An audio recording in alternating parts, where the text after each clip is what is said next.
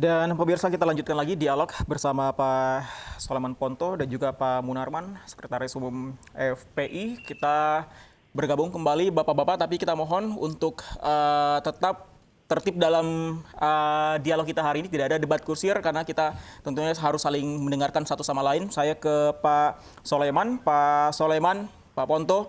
Pak Munarman tadi sudah mengatakan bahwa apa yang Anda katakan dibantah sepenuhnya. Tanggapan Anda, Pak Ponto?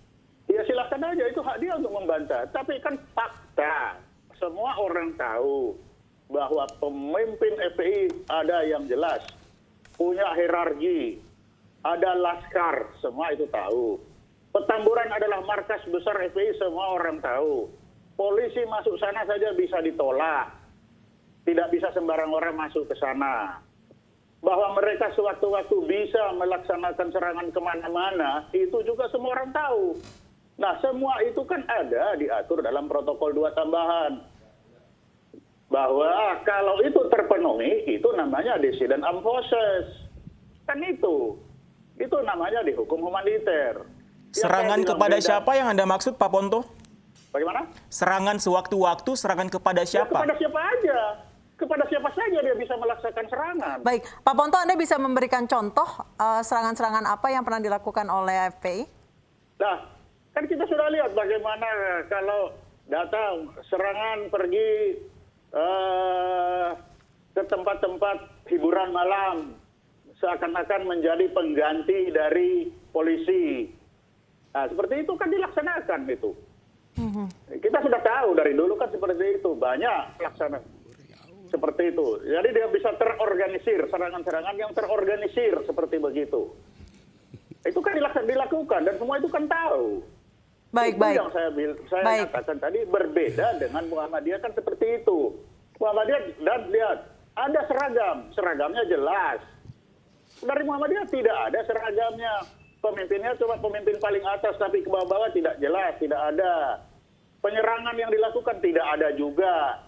Kan tidak jelas, beda dengan FPI kan sangat terkenal. Baik, silakan. Aja. Pak Munarman, itu kan. giliran Anda. Oke, tadi saya sudah diam ya.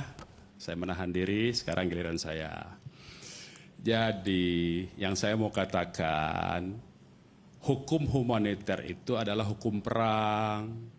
Ya, yang dikatakan oleh Pak Ponto itu salah semua. FPI tidak memiliki wilayah. Wilayah FPI adalah warga negara biasa. Yang di Petamburan itu adalah sekretariat. Ya, bukan cuma warga FPI yang boleh masuk situ, itu warga negara umum juga biasa, wartawan juga bisa masuk, ya. Jadi itu satu kesalahan fakta. Yang kedua, Pak Ponto mengatakan, misalnya Muhammadiyah, tadi disebut ya, ini perhatikan ya Pak Ponto ya, bahwa tadi disebutkan Muhammadiyah hanya pimpinan utamanya, ke bawah nggak jelas. Nah ini kan dia ngawur, Muhammadiyah itu jelas kok ada pimpinan sampai ke tingkat provinsi dan kabupaten kota. Nah jadi Pak Ponto menurut saya buta tentang fakta, tapi coba membangun narasi. Nah ini yang tidak betul menurut saya. Penggunaan hukum humaniter dalam soal ini, tadi disebutkan serangan terhadap tempat hiburan. Loh, itu bukan masuk hukum humaniter. Itu mengenai perda, itu KUHP wilayah hukumnya. Nah sekarang logika Pak Ponto saya pakai. Ini hukum humaniter. Patut diketahui oleh publik semua. Hukum humaniter itu, kalau orang sudah menyerah, ini sekalipun perang ya, kalau tentara lawan sudah menyerah, dilarang membunuh tawanan perang tersebut. Boleh nggak? Nggak boleh. Kalau itu boleh, itu namanya kejahatan perang. Ngerti nggak?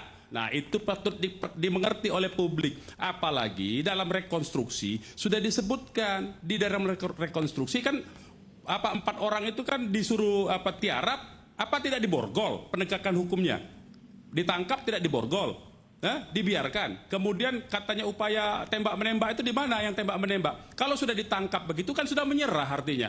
Boleh ditembak nggak hukum humaniter? Haram ditembak. Itu pembunuhan. Itu kejahatan perang. Ini yang saya mau katakan. Narasi-narasi kekerasan ini tidak boleh dibangun atas dasar kebencian. Ini kan penyebaran kebencian terhadap FPI. Ini berbahaya. Ini bisa masuk kena undang-undang, kita laporkan undang-undang anti diskriminasi ini. Penyebarluasan kebencian melalui sarana publik ini. Ya. Nah, kebohongan-kebohongan publik ini. Jadi ini masuk kategori hukum pidana. Jadi saya mau meluruskan fakta. Tidak betul FPI punya wilayah, tidak betul FPI melakukan serangan, tidak betul FPI seperti yang dikatakan adalah sebuah kekuatan bersenjata. Nah, kalau kekuatan bersenjata, ada nggak surveillance sekarang? Coba yang terjadi di separatisme di OPM di Papua, kan nggak ada tindakannya. Malah kalau demo itu pun misalnya di dalam Jakarta kemarin ada demo OPM di Surabaya, malah dikawal kok. Ya susah jelas-jelas isu separatisme, sekedar urusan tempat hiburan kok sampai di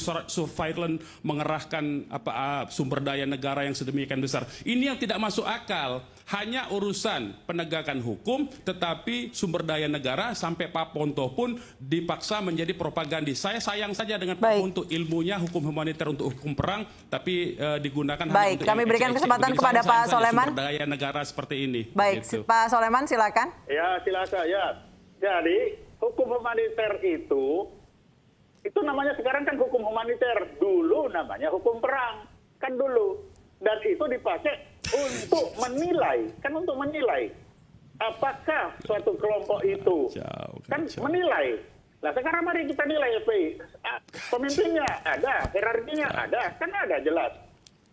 Petamburan. Kemarin polisi masuk di sana kan susah. Harus izin. Masuk ini ada perlawanan. Nah apakah itu bukan dinilai seperti menguasai wilayah?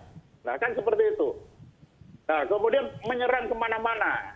Lah betul, itu perda. Tetapi pemanfaatan satuan yang berseragam seperti itu kan dinilai, kan saya bilang dinilai bisa menyerang kemana-mana. Beda dengan yang lain kan, yang lain tidak bisa diperintahkan, ayo serang ke sana, kan tidak bisa. Karena tidak punya hierarki komando yang jelas. Ini yang beda, penilaian terhadap FPI itu punya komando jelas, punya hierarki semua jelas, punya wilayah yang jelas, dan dia bisa diperintahkan bergerak kemana-mana kan bisa. Itulah yang menilai seperti itu. Itu, jadi ukuran menilai. Ini tentunya kalau dipakai dengan yang lain kan tidak kena.